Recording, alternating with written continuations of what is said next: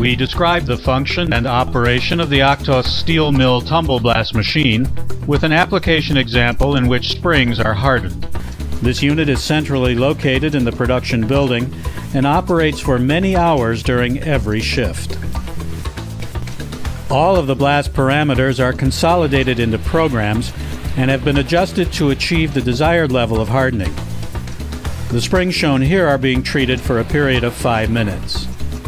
The load width of the steel mill is 1,600 millimeters and the load capacity is 1,500 kilograms.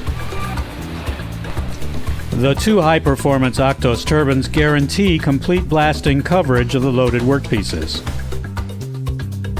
This truly compact design has an overall footprint measuring just 3,750 by 6,860 millimeters.